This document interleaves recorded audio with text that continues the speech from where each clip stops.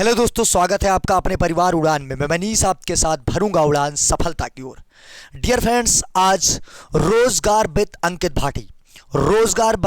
Bhati book का series 5 लेकर आया हूं, यानी सीरीज 5 लेकर आया हूं। इससे पहले हमारे टीम के द्वारा 1 2 3 4 सीरीज करा दिया गया है और आज का सीरीज 5 है।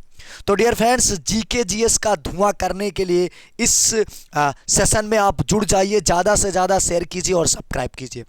डियर फ्रेंड्स, जैसा कि हमारे टीम के द्वारा आपको बताया गया है कि दिसंबर तक आपको रोजगार विद अंकित भाटी के 4 बुक यानी रीजनिंग, मैथ, हिंदी और जीएस का भी कराया जा रहा है। दिसंबर मंथ से पहले पहले आपके सारे रिवीजन करा दिए जाएंगे, क्योंकि जनवरी में आपका जीडी का पेपर लगा है। और मैं बताना चाहूंगा, जैसे ये हो जाएगा किताब, तुरंत आपका एग्जामपुर का जो किताब है उसको कराया जाएगा एनालिसिस। तो करने के लिए ज़्यादा से ज़्यादा आप शेयर कीजिए चैनल को और सब्सक्राइब कीजिए। और इससे पहले आपने वीडियो को बहुत ज़्यादा सराहा, उसके लिए दिल से धन्यवाद। डियर फ्रेंड्स, थोड़ा सेहत गड़बड़ होने की वजह से, ठीक है, सेहत खराब होने की वजह से वीडियो एक दिन आपका नहीं पड़ पाया था, बाकी रेगुलर 9 बजे रात्रि को वीडियो अपलोड हो जाएगा। तो समय का नुकसान ना करते हो, सबसे पहले क्वेश्चंस पर बात करते हैं। और धुआं 50 क्वेश्चंस होगा और मैं 50 के साथ साथ व्याख्या में कम से कम आपके 150 क्वेश्चन। एक बार कहना चाहूंगा कि हो चुका आगाज रण का युग बदलने की तैयारी है, हो चुका आगाज रण का युग बदलने की तैयारी है, इतिहास वही दोहराएगा संघर्ष जिसका जारी है। चलिए दोस्त, अगले क्वेश्चंस की तरफ बढ़ते हैं। क्वेश्चंस में ध्यान दीजिएगा और पूरा 100% आप दीजिए। क्वेश्चन है, कौन सी लिपि कन्नड़ और तेलुगु की लिपि के तौर पर विकसित हुई थी? तो लिपि का नाम था कदम्ब लिपि। क्या था माय डियर फ्रेंड्स? कदम्ब लिपि थी। कदम्ब लिपि कन्नड़ और तेलुगु लिपि के तौर पर विकसित हुई थी। अगले क्वेश्चंस की तरफ बढ़ रहे हैं। जबरदस्त क्वेश्चंस आ चुका है। इससे पहले मैं 200 क्वेश्चंस करा चुका, पूरा किताब कराया जाएगा। बात करें करनाल का युद्ध 1739 में कब हुआ? करनाल का युद्ध, तो पहला पॉइंट, आवाज एकदम फट चुका, आपको दिख भी रहा होगा क्योंकि क्या है, थोड़ा जुखाम की वजह से। करनाल का युद्ध 1739 ईस्वी में फारसी बादशाह नादिर शाह ने किसे हराकर जीता था? भाई नादिर शाह ही तो था जो क्या लेके चला गया था? मयूर सिंहासन लेके चला गया। चलो अब हम नादिर शाह के बारे में करते हैं धुआं। तो किसको? मुगल शाह मोहम्मद शाह। अगर बात करें करनाल का युद्ध 1739 में फारसी बादशाह नादिर शाह ने मुगल बादशाह मोहम्मद शाह को हराकर जीता था। अगले क्वेश्चंस की तरफ बढ़ते हैं। रंगीला बादशाह किसे कहते हैं? अगर पता है तो कमेंट बॉक्स में आप लोग जरूर बताइएगा, ठीक है। क्लास लेने से नहीं, कमेंट में बने रहिए, मतलब तो ये होता है। अगला क्वेश्चन है, भारतीय सिविल सेवा के लिए अर्हता प्राप्त करने वाले प्रथम भारतीय का नाम? तो भैया B.O. चिदम्बरम दिया गया, सत्येंद्रनाथ टैगोर दिया गया। तो आंसर्स हो जाएगा my dear friends Satyendranath Tagore हो जाएगा। अब व्याख्या पे ध्यान देखो, ठीक है, जबरदस्त तरीके से व्याख्या करो, क्योंकि मेन क्वेश्चन तो यहीं से बनेगा। 3 क्वेश्चन जबरदस्त जो कि परीक्षा में पूछे जाएंगे। सत्येंद्रनाथ टैगोर भारतीय सिविल सेवा के लिए अर्हता प्राप्त करने वाले पहले भारतीय थे। तो ये मोस्ट इंपॉर्टेंट में तुम नोट कर लो, ठीक है। 3/3/2019 3rd शिफ्ट से पूछा गया, ठीक है। अगर बात करें दादा भाई नौरोजी को क्या कहा जाता है? Grand old man of India के नाम से जाना जाता है। किसके नाम से? Grand old man of India के नाम से किसको जाना जाता? दादा भाई नौरोजी को। अगर तुमसे पूछे कि कांग्रेस के पहले पारसी अध्यक्ष कौन थे? तो भैया दादा भाई नौरोजी थे। पूरे मुस्लिम अध्यक्ष कौन थे? तो बदरुद्दीन तैयब थे। चलिए दोस्त, अगर बात करें अगला क्वेश्चन से, मतलब मोस्ट इंपॉर्टेंट है कि बंकिम चंद्र चटर्जी ने राष्ट्रीय गीत वंदे मातरम की रचना की। कितने सेकंड्स में गाया जाता वंदे मातरम? कमेंट बॉक्स में छापना जरूर, ठीक है, अगर सही से क्लास लिए हो तो, बाकी आपकी मर्जी, ठीक है। चलिए अगले क्वेश्चन पर बात करते हैं। इस क्वेश्चन पर 205 पर पहुंच चुके हैं दोस्त कि हर कन्या वंश के उस शासक का नाम बताइए जो अजात शत्रु का पुत्र था। जो अजात शत्रु शत्रु का पुत्र। तो तुम्हें ये नहीं पता कि हरकन्या क्या है, तुम्हें ये नहीं पता किस वंश का, लेकिन अजातशत्रु के पुत्र का तो नाम तुम्हें पता होगा। जिसने किसकी नींव रखी भैया, पाटिल पुत्र की। मतलब दो दो तरीके तुम्हें दे रहा जहां तुम पहचान सकते हो। एक बार कहना चाहूंगा, तू हंस तू मुस्कुरा तू रोना कम कर दे, तू हंस तू मुस्कुरा तू रोना कम कर दे, अगर जिंदा है तो जिंदगी की नाक में दम कर दे। तो भैया पाटिल पुत्र नगर की स्थापना किसने की थी, बता सकते हो तो बताओ। ठीक है, बताना चाहेंगे किसने, अजातशत्रु का पुत्र था उदयन। और अजातशत्रु किसका पुत्र था, तो बृहदर्थ का पुत्र था। अपने पिता की हत्या इसने की और इसकी हत्या इसके पुत्र ने, इसलिए इस वंश को पितृहंता के नाम से जाना जाता है। चलिए दोस्त, अगले क्वेश्चंस की बात करते हैं कि ग्रेट ब्रिटेन की संसद का कौन सा कानून भारत में ईस्ट इंडिया कंपनी के शासन की पूरी जांच और मरम्मत करने के लिए और लक्षित था। तो क्या था भैया, इस एक्ट का नाम क्या था, तो नाम था रेगुलेटिंग एक्ट। कब आया रेगुलेटिंग एक्ट, तो 1773 ईस्वी में आया। कब आया माय डियर फ्रेंड्स, 1773 ईस्वी में। अब रेगुलेटिंग एक्ट की बात करें तो रेगुलेटिंग एक्ट के तहत ही पहले सुप्रीम कोर्ट की स्थापना कोलकाता में हुई थी। बात करें 1773 रेगुलेटिंग एक्ट भारत में ईस्ट इंडिया कंपनी शासन की पूरी जांच और मरम्मत करने की ओर लक्षित था। एक बात सुन लीजिएगा दोस्त, ये केवल जीडी के लिए ही नहीं, किसी भी एग्जाम की तुम तैयारी करो, जीएस इससे बाहर नहीं आएगा। इस तरीके से कंटेंट ये तैयार किया गया, ये किताब तैयार की गई है। ठीक है, लूसेंट का हॉफ माइंड इसको मान सकते हैं। बट इसमें क्या किया गया है, थोड़े मॉडर्न क्वेश्चंस को भी रखा गया और लूसेंट में मॉडर्न क्वेश्चंस नहीं मिल रहे इस समय। 1784 में जो पिट्स इंडिया एक्ट आया के माध्यम से बोर्ड ऑफ कंट्रोल की स्थापना की, बोर्ड ऑफ रेवेन्यू और बोर्ड ऑफ कंट्रोल। बात करें 1861 के अधिनियम के द्वारा वायसराय को अध्यादेश जारी करने की शक्ति प्रदान की गई। अगले क्वेश्चंस की तरफ बढ़ रहे हैं जबरदस्त तरीके से, और अगला क्वेश्चंस कुछ इस तरीके से 207 नंबर क्वेश्चन पर पहुंच चुके हैं। 7 मिनट में 7 क्वेश्चंस के साथ साथ पूरा उसका एनालिसिस कराया जा रहा। भारत रत्न प्राप्त करने वाले उस सुधारक और शिक्षक थे, ठीक है, उस सुधारक और शिक्षक थे जिन्होंने स्त्रियों के उत्थान के लिए महत्वपूर्ण भूमिका निभाई थी। नाम था घोड़ो केशव कार्बे। ठीक है, नाम भी है घोड़ो केशव कार्बे थे। कौन थे, घोड़ो केशव कार्बे। आपको पता भी नहीं होगा कि इनको कभी भारत रत्न मिला है। तो चलो घोड़ो केशव कार्बे की बात करें, भारत रत्न प्राप्त करने वाले एक समाज सुधारक और शिक्षक थे जिन्होंने स्त्रियों की शिक्षा में महत्वपूर्ण भूमिका निभाई है। अगर डीके कार्बे की बात करें, ने भारत में प्रथम महिला विश्वविद्यालय की नींव रखी थी। किसकी रखी थी, प्रथम महिला विश्वविद्यालय की नींव इन्होंने रखी थी। अब अगर 208 नंबर क्वेश्चंस की बात करें, चोल साम्राज्य का संस्थापक का नाम बताया जिसने तंजौर पर, ठीक है, कब्जा किया था। तो चोल की राजधानी भी तंजौर ही थी। अगर बात करें तो नाम था विजयालय। क्या नाम था, विजयालय था। चलिए अगले क्वेश्चंस पर बात करते हैं दोस्त।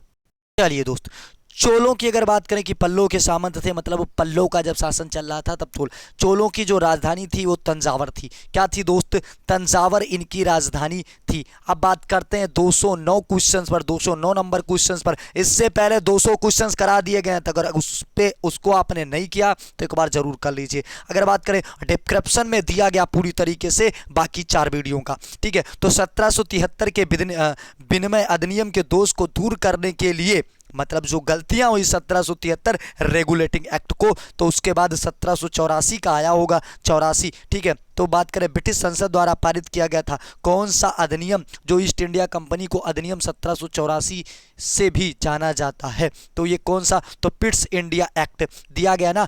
कब आया था, 1784 में तो आया पिट्स इंडिया एक्ट। इसके तहत बोर्ड ऑफ कंट्रोलर और बोर्ड ऑफ डायरेक्टर की स्थापना की गई थी।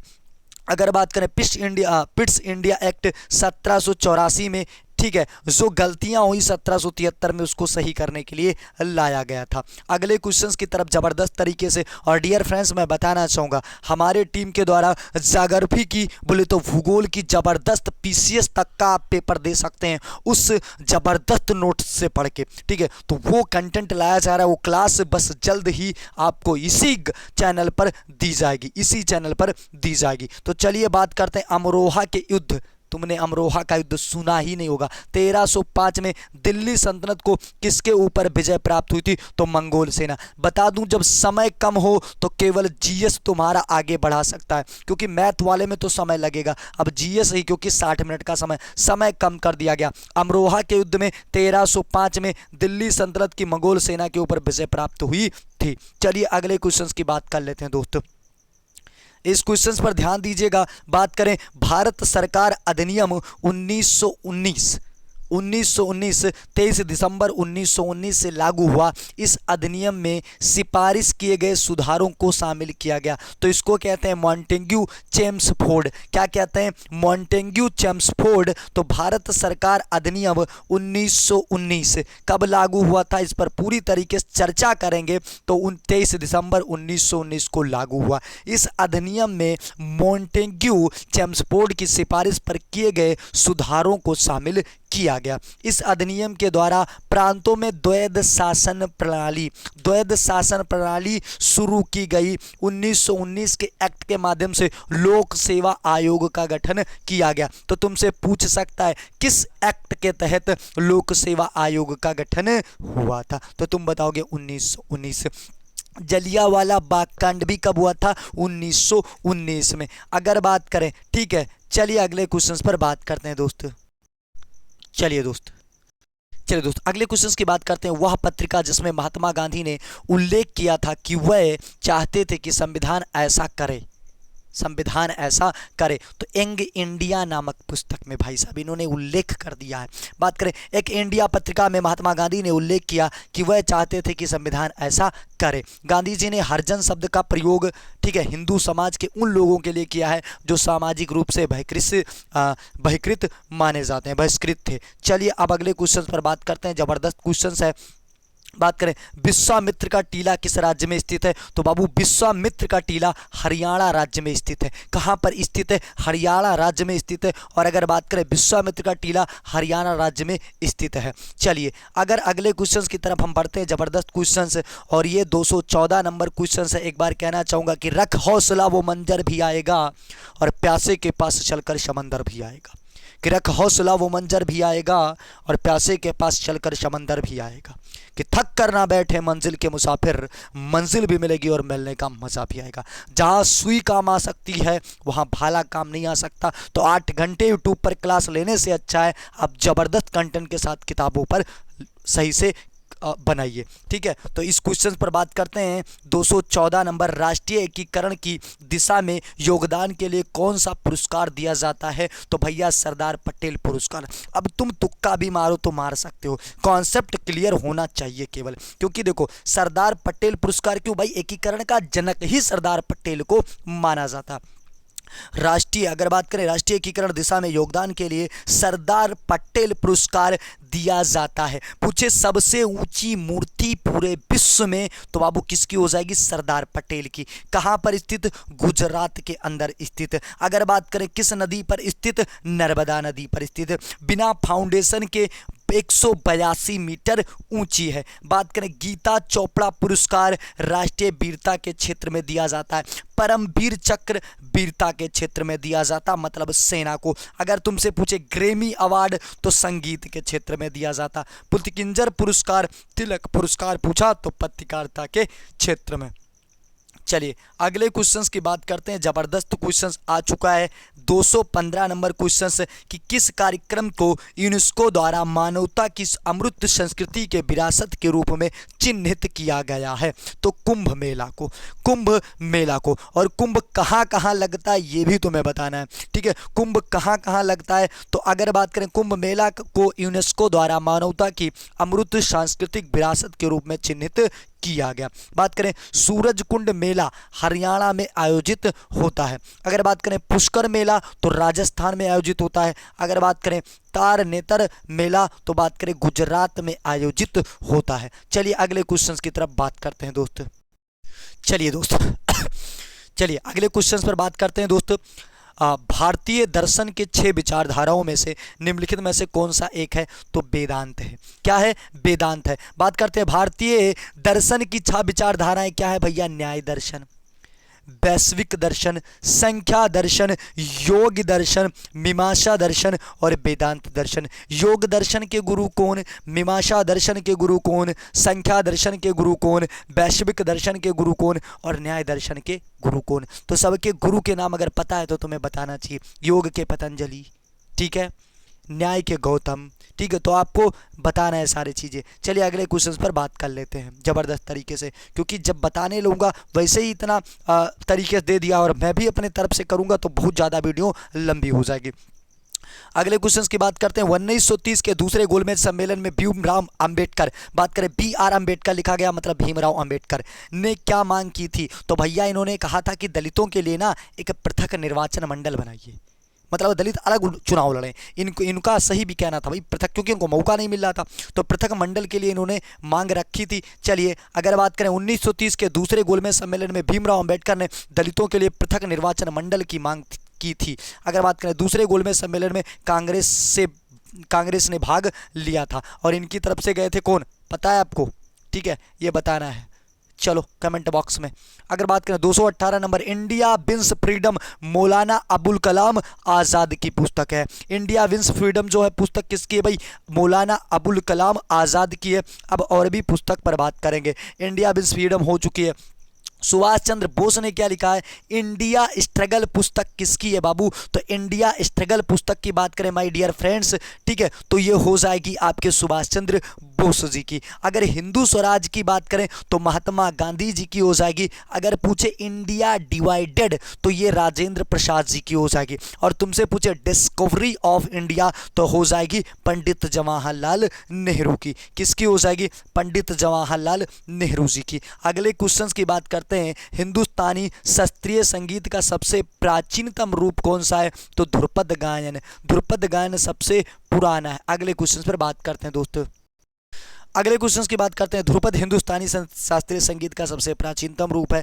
ध्रुपद के निर्माता कौन माने जाते हैं? स्वामी हरिदास, ठीक है, स्वामी हरिदास माने जाते हैं। अगर बात करें गजल और कव्वाली के जनक कौन माने जाते हैं? तबला के जनक सबके अमीर खुसरो माने जाते हैं।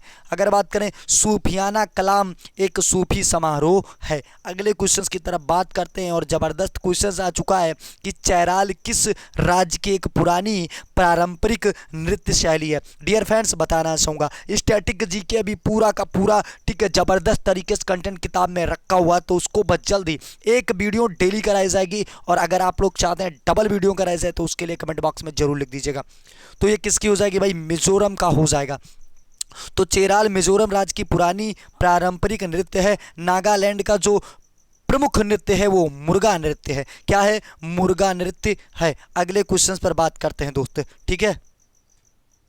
चलिए दोस्त अगले क्वेश्चन पर बात करते हैं। केरल के व्यापारिक स्टेशन शुरू करने वाले पहले कौन थे? तो पहले किन्होंने शुरू किया था भैया? पुर्तगाली व्यापारी द्वारा शुरू किया गया था। केरल के व्यापारिक स्टेशन की शुरुआत सबसे पहले पुर्तगालियों ने की थी। अगर तुम्हारे यहाँ बात करें, ठीक है, अंग्रेज़ व्यापारियों ने सबसे पहले सूरत को अपना व्यापारिक अड्डा बनाया था। डचों ने मसूलीपट्टनम को अपना व्यापारिक स्टेशन बनाया था और फ्रांसीसियों ने किसको? सूरत को। तो ये 4 पॉइंट्स आप नोट कर लीजिए अगर कॉपी में लिख रहे हैं तो। अब बात करते हैं 222 नंबर क्वेश्चन की तरफ। ज़बरदस्त तरीके से चित्तौड़गढ़ के किले के अंदर विजय के प्रतीक विजय स्तंभ का निर्माण राणा कुंभा ने कराया था। जो विजय स्तंभ है चित्तौड़गढ़ में है और चित्तौड़गढ़ के किसने कराया? राणा कुंभा ने कराया था। अगर बात करें चित्तौड़गढ़ के किले के अंदर विजय के प्रतीक का विजय स्तंभ का निर्माण राणा कुंभा ने कराया था। अगले क्वेश्चन की तरफ बढ़ रहे हैं।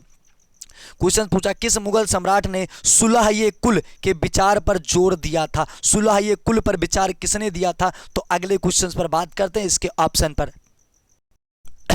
चलिए दोस्त, तो ये क्या हो जाएगा आपका? अकबर हो जाएगा। अकबर ने सुलह-ए-कुल विचार पर जोर दिया था। बाबर ने 1528 में चंदेरी के युद्ध के अवसर पर जिहाद का नारा दिया था। इसका जो जिहादी कहते हैं ना, जिहाद का नारा किसने दिया भाई? बाबर ने दिया था। मुगल बादशाहों में हुमायूं ही एकमात्र शासक था जिसने अपने भाइयों के साम्राज्य का विभाजन किया। अगले क्वेश्चन की तरफ बढ़ रहे हैं और ज़बरदस्त क्वेश्चन आ गया कि रोलेट एक्ट भारत में कब आया था? तो रोलेट एक्ट 1919 में। सारे फसाद की जड़ तो यही था ना, बात करें रोलेट एक्ट भारत में 1919 में लागू किया गया। रोलेट एक्ट अधिनियम द्वारा अंग्रेज सरकार जिसको चाहे जितने दिन तक चाहे बिना मुकदमा चलाए जेल में बंद रख सकती थी। इसलिए इस कानून को बिना वकील बिना दलील का कानून कहा गया। किसका भैया? बिना वकील बिना दलील। ना तुम वकील रखोगे ना तुम दलील करोगे। जब मन करेगा तब तुमको छोड़ेगा, जब मन करे तब तुमको बंद करेगा। अब बात करते हैं 225 नंबर क्वेश्चन पर। जबरदस्त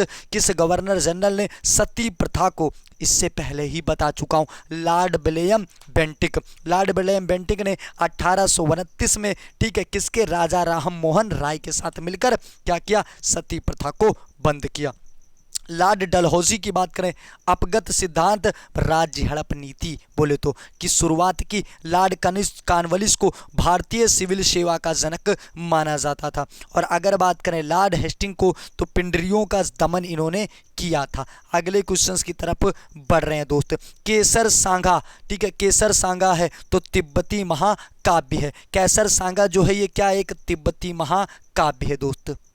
चलिए दोस्त 20 मिनट पूरे हो चुके हैं, अब स्पीड को बढ़ाना पड़ेगा, ठीक है, तो स्पीड को बढ़ाते हैं ज़बरदस्त तरीके से। एक बार कहना चाहूँगा कि हो गई है पीर पर्वत सी पिघलनी चाहिए, फिर हिमालय से कोई गंगा निकलनी चाहिए, और सिर्फ हंगामा खड़ा करना मेरा मकसद नहीं, मेरी कोशिश है कि ये सूरत बदलनी चाहिए, ठीक है। तो ये आपके सपोर्ट से बदल सकता है। केसर सांगा तिब्बती महाकाव्य। तमिल महाकाव्य की बात करें तो शिल्पाधिकारम है, ठीक है। अगर बात करें कोकड़ी महाकाव्य की तो कामो पवन हो जाएगा, और बात करें बंगला महाकाव्य की तो तिलोत्तमा हो जाएगा। अगले क्वेश्चंस की तरफ बात करते हैं। जबरदस्त क्वेश्चंस है और थोड़ा फास्ट करेंगे। कौन सा स्मारक बादशाह औरंगजेब के बेटे आजम शाह द्वारा बनवाया गया? मतलब इसका बेटा भी बनवाएगा। बीबी का मकबरा, अपनी अम्मी के लिए इसने बनवाया बीबी का मकबरा। बात करें बीबी का मकबरा औरंगजेब के बेटे आजम शाह द्वारा बनवाया गया था। बात करें नीला गुम्बद दिल्ली में अब्दुल रहीम खान खाना ने बनवाया था,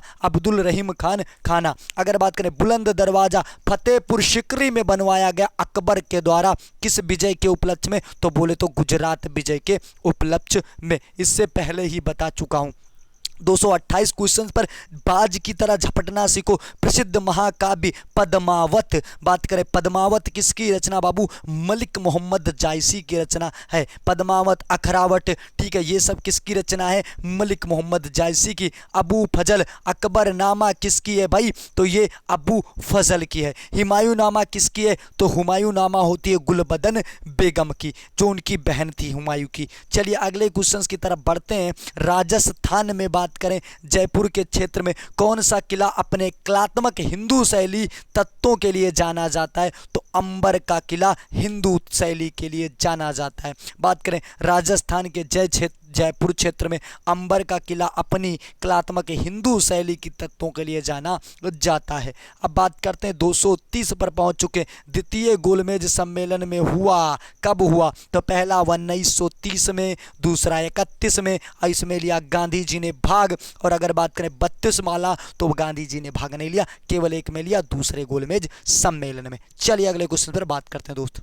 चलिए दोस्त सारे गोलमेज सम्मेलन की बात करें तो द्वितीय गोलमेज सम्मेलन 7 सितंबर 1931 से 1 दिसंबर 1931 तक हुआ। सितंबर में शुरू होता है, दिसंबर तक होता है। चलिए पहला वाला बात करें। प्रथम गोलमेज सम्मेलन 12 नवंबर 1930 से 13 जनवरी 1931, सब लंदन होगा। अगर बात करें तृतीय गोलमेज सम्मेलन 17 नवंबर से 24 दिसंबर तक हुआ था। कांग्रेस ने इस सम्मेलन को बहिष्कार कर दिया था, ठीक है, क्या कर दिया? बहिष्कार कर दिया। अब अगले क्वेश्चंस की बात करते हैं। फतेहपुर सिकरी बुलंद दरवाजा किसने? मतलब जबरदस्त क्वेश्चन बार बार वो भी, ठीक है। तो अकबर ने बनाया विजय के उपलक्ष्य में, किसके? गुजरात, पहले बता चुका। शाहजहां ने आगरा का ताजमहल किसकी उपलक्ष्य में बनाया? तो अपनी पत्नी मुमताज की याद में बनवाया था।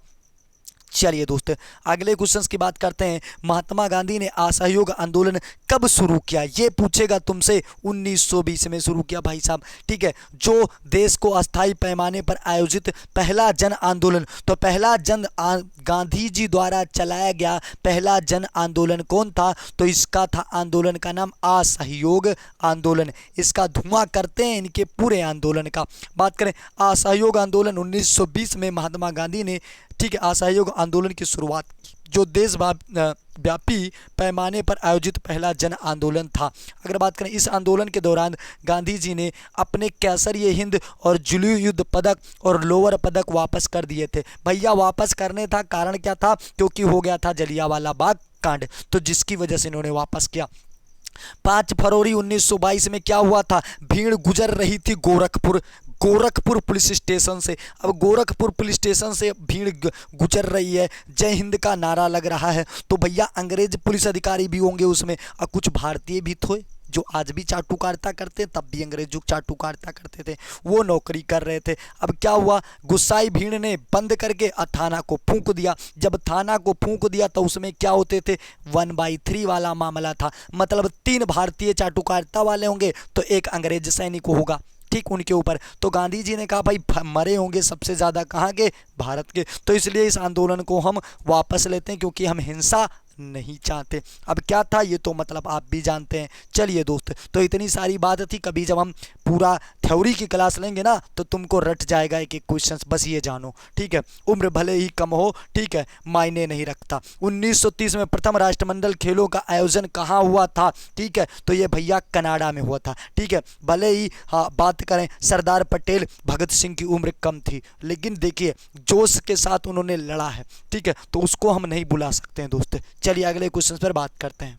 चलिए दोस्तों, 1930 में पहले राष्ट्रमंडल खेल का आयोजन किया गया। पहले इस खेल का नाम क्या था? ब्रिटिश एम्पायर्स गेम्स था, मतलब सब अपने नाम पे करेंगे, ठीक है, अब सब अपने नाम पर करेंगे। बात करते हैं निम्न में से सिखों का कौन सा धार्मिक स्थल भारत में नहीं है? भैया तो नंदेड़ है भाई, लेकिन ये ननकाना साहिब जो है ना पाकिस्तान में शायद पड़ता है। ननकाना साहिब की बात करें तो भारत में नहीं है, बल्कि या कहाँ पर है? धार्मिक स्थल पाकिस्तान के पंजाब प्रांत में स्थित है। सही भाई, मेरा भी सही है। नंदेड़ जो है महाराष्ट्र में स्थित है। अगर बात करें केसरगढ़ साहिब पंजाब के रूपानगर जिले में स्थित है। जिंदगी तुम पर नहीं, जिंदगी के ऊपर तुम हावी हो जाओ, ठीक है, ये करना है आपको, ठीक है। चलिए अगर बात करें पवारा साहिब हिमाचल प्रदेश के अंदर स्थित है। अगले क्वेश्चंस की बात करते हैं, और ज़बरदस्त क्वेश्चन, सत्याग्रह की शक्ति ने किस शक्ति पर जोर दिया था? तो सत्य की शक्ति पर। अगर बात करें सत्याग्रह की शक्ति में सत्यता पर जोर दिया गया था। सत्याग्रह शब्द का अर्थ क्या होता है? सत्य के लिए किया गया आग्रह। गांधी जी ने नेतृत्व में 1917 में चंपारण सत्याग्रह भारत में किया गया पहला सत्याग्रह था। अगले क्वेश्चंस की तरफ बात करते हैं, और बात करें दोस्त जलियांवाला बाग कांड कहाँ हुआ? मतलब पंजाब के अंदर हुआ। जलियांवाला बाग कांड पंजाब में हुआ। 13 अप्रैल 1919 को हुआ था पंजाब के अमृतसर में, ठीक है, कहां पर? पंजाब के अमृतसर में। बात करते हैं तो बीघा को ब्रिटिश, ठीक है, शासन से पहले भूमि माप के लिए इकाई के रूप में जाना जाता था। बंगाल में भूमि का आकार विविध था। अंग्रेजों ने इसे एकड़ के लगभग 1/3 के रूप में मानकीकृत किया था। चलिए अगले क्वेश्चन पर बात करते हैं दोस्त।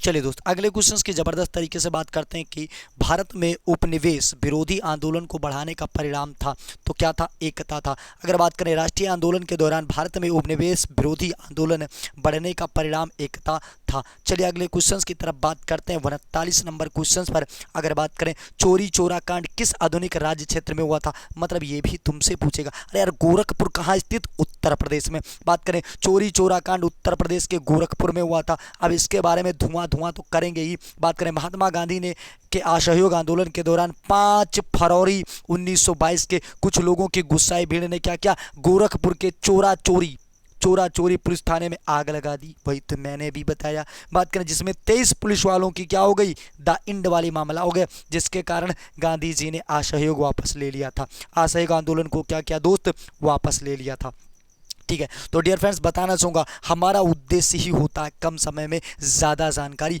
बोले तो गागर में सागर, ठीक है। तो अगर बात करते हैं बंगाल में सरकार की दोहरी प्रणाली के किसकी दिमाग का उपज था? तो लॉर्ड क्लाइव के दिमाग का उपज था। चलिए अगर बात करें जो दोहरी प्रणाली चलाई गई थी, अब इस पर हम ज़बरदस्त तरीके से करेंगे अध्ययन, और देखिएगा बंगाल में सरकार की दोहरी प्रणाली लॉर्ड क्लाइव के दिमाग की उपज थी। अगर बात करें द्वैध शासन की शुरुआत बंगाल में 1765 ईस्वी में हुई थी। लॉर्ड कॉर्नवालिस ने 1893 ईस्वी में अस्थाई बंदोबस्त यानी जमींदारी बंदोबस्त की शुरुआत की। अगर बात करें लॉर्ड हेस्टिंग ने 1772 ईस्वी में बंगाल में द्वैध शासन प्रणाली की समाप्ति की थी। बात करें लॉर्ड रिफिन ने भारत में स्थानीय स्वशासन की शुरुआत की थी। ठीक है, चलिए अगले क्वेश्चन पर बात करते हैं दोस्त। चलिए दोस्त, अगला क्वेश्चन जबरदस्त तरीके से आपको दिख रहा होगा। मुगल साम्राज्य के दौरान जजिया कर किस पर लगाया गया था? तो मुगल साम्राज्य अगर बात करें गैर मुस्लिमों पर ही लगाया गया था। ठीक है, जो गैर मुस्लिम नागरिक थे उनके ऊपर लगाया जाता था, मुस्लिमों को तो नहीं लगाया जाता था। ठीक है, फिर भी भारत सरकार अच्छी तरीके से चला रही है। ठीक है दोस्त, ये समझना चाहिए आपको। ठीक है, ये गलत था कहीं ना कहीं ना यार, कि तुम गैर मुस्लिम पे लगा रहे हो, कल तुम कहो कि केवल गैर हिंदू पे लगाएंगे, तो चाहे जो सरकार हो वो गलत है। ठीक है, इस धर्म जाति पर नहीं होनी चाहिए सारी चीज़ें। ठीक है, मुगल साम्राज्य के दौरान जजिया कर गैर मुस्लिम नागरिकों पर लगाया गया था। ठीक है, जजिया कर एक प्रकार का धार्मिक कर था। ठीक है, ब्राह्मणों को इससे छूट मिलती थी। बताओ, ब्राह्मणों को छूट मिलती थी, जबकि दिल्ली सल्तनत के सुल्तान फिरोज शाह तुगलक ने ब्राह्मणों पर भी जजिया कर लगा दिया था। मतलब ये आया ब्राह्मणों पर भी लगा दिया। तो यार लगा क्यों रहे हो? या तो इक्वल सब पे लगाओ या तो फिर ना लगाओ। चलो अगले क्वेश्चन पर बात करते हैं। ठीक है, ये मेरा मानना है, बाकी आपका मानना अलग हो सकता है, कोई बाध्यता नहीं है। ठीक है, लेकिन मेरा मानना है लगाइए तो सब पे लगाइए। ठीक है, चलिए, सिंधु घाटी सभ्यता के दो प्राचीन नगर हड़प्पा और की खुदाई मोहनजोदड़ो खुदाई करने पर सामने आए। क्या है? ठीक है, ये सारी चीज़ें जो सामने आई थी। अगर बात करें सिंधु घाटी सभ्यता के दो प्राचीन नगर हैं हड़प्पा और मोहनजोदड़ो। अगर बात करें हड़प्पा पाकिस्तान के पंजाब प्रांत में रावी नदी के किनारे है। अगर बात करें मोहनजोदड़ो तो सिंधु नदी के लरकाना ज़िले में स्थित है। ठीक है, अगले क्वेश्चन की तरफ बढ़ते हैं और ज़बरदस्त 242 क्वेश्चन हो चुके हैं दोस्त। चलिए, प्रथम विश्व युद्ध के दौरान 1914 के दौरान क्या हुआ था? कीमतें लगभग दोगुनी हो गई थी। यार कीमतें क्या हो जाएंगी? दुगनी तो हो जाएंगी ना। जब सामान का खपत ज़्यादा हो जाएगा तो उसकी कीमत तो बढ़ेगी ही, तो ये चीज़ सही है। ठीक है, तो चलिए ये क्वेश्चन आपको समझ में आ गया। अब बात करते हैं अगले क्वेश्चंस की तरफ बात करते हैं। आगा खान महल किस राज्य में स्थित है? तो महाराष्ट्र के अंदर स्थित है। इसके बारे में हम ज़बरदस्त तरीके से अध्ययन करते हैं। ज़बरदस्त तरीके देखिएगा, आगा खान महल महाराष्ट्र में स्थित है। इस महल का सुल्तान मोहम्मद शाह आगा खान तृतीय ने 1892 में बनवाया था। अगर चैनल को सब्सक्राइब नहीं किया है तो जोश के साथ चैनल को सब्सक्राइब जरूर कर दीजिएगा। ठीक है, और एक बार कहना चाहूँगा कि इंद्रधनुष यूं ही नहीं बनते, मौसम में बरसात चाहिए। दोस्त, गला खराब होने की वजह से फिर भी क्लास लाया जा रहा है, ताकि आपका सिलेक्शन हमारा मकसद है और कम समय में ज़्यादा जानकारी ही हमारा मकसद है। कि इंद्रधनुष यूं ही नहीं बनते, मौसम बरसात चाहिए। इंद्रधनुष यूं ही नहीं बनते, मौसम बरसात चाहिए। और कोशिशें यूं ही रंग नहीं लाती, जोश और जज्बात चाहिए। तो जोश को बरकरार रखिएगा, बाकी ऊपर वाले पर छोड़ दीजिए। चलिए अगले क्वेश्चन पर बात करते हैं दोस्त। अगला क्वेश्चन पूछा गया कि ब्रिटिश शासकों ने भारत पर लगभग कितने वर्षों तक शासन किया? 200 वर्षों तक। इससे पहले 4 वीडियो पढ़िए ना, तुम आवाज़ का अंदाज़ा लगा सकते हो दोस्त कैसा था। लेकिन थोड़ा गला खराब होने की वजह से क्लास क्या हो पाई है ये आप समझ रहे हैं। तो 200 वर्षों तक शासन किया था इन्होंने। और बताना चाहूँगा 248 क्वेश्चन का सीरीज कराया गया, 2 क्वेश्चन नहीं कराए गए हैं। ठीक है, 48 क्वेश्चन का सीरीज कराया गया मात्र 32 मिनट में। और 48 को 4 से तुम गुणा करके देख लेना। ठीक है, बस तुम्हें पता चल जाएगा। ठीक है, लगभग 200 क्वेश्चन तुम्हारा करा दिया जाता है। ठीक है, डेली मैं 200 क्वेश्चन कराता हूँ, क्योंकि एक क्वेश्चन में 4 क्वेश्चन जरूर बताता हूँ। ठीक है, और तुम यूट्यूब पे 2.5 घंटे क्लास लेते हो, खुश रहते हो सर हमने तो क्लास ले लिया। क्लास लेने से नहीं, सिलेक्शन आपको कंटेंट को पहचानना होगा दोस्त। ठीक है, एक व्यक्ति जो धार्मिक संस्थानों से राज्य को अलग करने की वकालत करता है उसे कहा जाता है धर्मनिरपेक्षवादी। ठीक है, क्या कहा जाता है? धर्मनिरपेक्षवादी। और इसी का धुआं धुआं करेंगे ज़बरदस्त तरीके से। अगर बात करें एक व्यक्ति जो धार्मिक संस्थानों से राज्य को अलग करने की वकालत करता है उसे धर्मनिरपेक्षवादी कहा जाता है। अगर बात करें किसी अन्य धर्म के विरोध में अपना वक्तव्य प्रस्तुत किए उसे सांप्रदायिक कहा जाता है। कहते हैं ना, सांप्रदायिक भावना मत फैलाइए, मतलब दूसरे धर्म के बारे में गलत मत कहिए। ठीक है, तुम्हें केवल नौकरी नहीं, तुम्हें नॉर्मली जीवन में ये सब चीज़ें जाननी चाहिए। समाजवादी व्यवस्था में धन संपत्ति का स्वामित्व और विवरण समाज के नियंत्रण के अधीन रहते हैं। अगर बात करें जो पुरुष के समान शैक्षिक और पेशेवर ठीक है अवसर स्थापित करना चाहते हैं उसे नारीवाद कहलाते हैं। ठीक है, तो आज के लिए इतना ही। एक बार कहना चाहूँगा कि हो गई है पीर पर्वत सी पिघलनी चाहिए, फिर हिमालय से कोई गंगा निकलनी चाहिए। और सिर्फ हंगामा खड़ा करना मेरा मकसद नहीं, मेरी कोशिश है कि ये सूरत बदलनी चाहिए। एक बार और सुनिएगा कि तू हंस तो मुस्कुरा, तू हंस तो मुस्कुरा, तू रोना कम कर दे, अगर जिंदा है तो जिंदगी की नाक में दम कर दे। जय हिंद, जय भारत, जय उड़ान, गर्व से उड़ान। अगले सीरीज में और भी ज़बरदस्त जोश के साथ मिलते हैं। ज़्यादा से ज़्यादा चैनल को शेयर और सब्सक्राइब कीजिए। धन्यवाद।